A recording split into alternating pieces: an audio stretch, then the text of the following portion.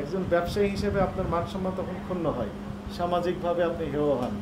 তো আমরা চাই না যে আপনার সম্মান ক্ষুণ্ণ হোক, সামাজিকভাবে আপনারা হেয় হন। আপনার পরিবার রয়েছে, আত্মীয়স্বজন রয়েছে, এই যে ছবিগুলো যদি চলে যায় যে আপনাকে দণ্ড দেওয়া হচ্ছে, এইগুলো আপনার আত্মীয়স্বজন বন্ধুবান্ধব এগুলো যখন দেখবে স্বাভাবিকভাবে আপনি একটু লজ্জিত হবেন।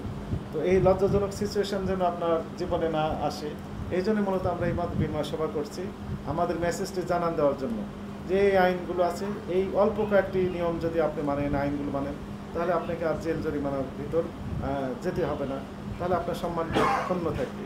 আপনি তো ব্যবসা করছেন লাভ করার জন্য, এটাই স্বাভাবিক, কারণ এটাই হচ্ছে আপনার রুজি রুটির মাধ্যম। আমরা যেমন চাকরি করছি, আমাদের ব্যবসা নেই, তো রুজি রুটির মাধ্যম কীভাবে হয়েছে? চাকরি করার মাধ্যমে। আপনি ব্যবসা করছেন, এটি হালাল, বৈধ, তো আপনি স্বাভাবিকভাবেই রুজি রুটি এখান থেকে আসবে, এটাই ন্যাচারাল বিষয়, স্বাভাবিক বিষয়। আমরা আপনাকে সাপোর্ট দিব, কিন্তু আইন মানতে হবে। কি আইন মানতে হবে? আপনারা যেখান থেকে এই পণ্যগুলো আসছে, আপনার সরাসরি অনেকে কিনে নিয়ে আসেন দূর দূরান্ত থেকে, আবার অনেক ব্যাপারী আপনাদেরকে দিয়ে যায়। তো উভয় ক্ষেত্রে আমাদের মেসেজ স্পষ্ট, কী দামে এই পণ্যগুলো ক্রয় করলেন বা ব্যাপারী ক্রয় করে আপনাকে বিক্রি করার জন্য দিলেন, দয়া করে এই পণ্যগুলো ক্রয়ের ক্যাশ মেমো অবশ্যই আপনার কাছে থাকতে হবে। যদি মনে করেন যে একই ব্যাপারী অনেকের কাছে পণ্য বিক্রি করেছেন, তার ক্রয়ের ক্যাশ মেমো হয়তো একটি, সেক্ষেত্রে আপনারা ফটোকপি রাখবেন। ফটোকপি রাখলে কি হবে? তদারকি টিম, বিভিন্ন টিম মনিটরিং করে আপনাদের কার্যক্রম।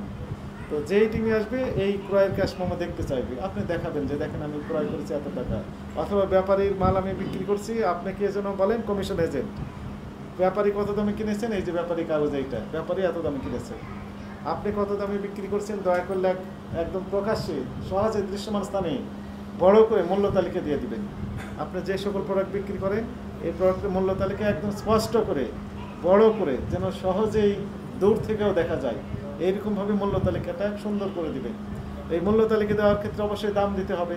মূল্য তালিকার নিয়ম এটি, আমাদের কৃষি বিপণন কর্মকর্তা রয়েছেন, উনি ভালো বলতে পারবেন। ওনাদের আইনে বলা হয়েছে যে ক্রয় মূল্য কত, বিক্রয় মূল্য কত, উভয় মূল্যই পাশাপাশি থাকবে। কাস্টমারকে জানতে দিতে হবে যে এই প্রোডাক্টটি মনে কাঁচামরিচ আপনি কিনেছেন কত, বিক্রি করছেন কত, তাহলে কত লাভ করছেন, এই অধিকারটুকু আমার কাস্টমারের রয়েছে, কনজিউমার হিসেবে এই অধিকার আমার রয়েছে, এটি জানান দিতে হবে।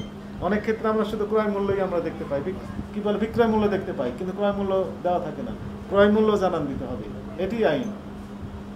এরপর আসেন, আপনি যখন বিক্রি করছেন, অনেকে হোলসেল করেন এখান থেকে, এই যাত্রাবাড়ি বাজার থেকে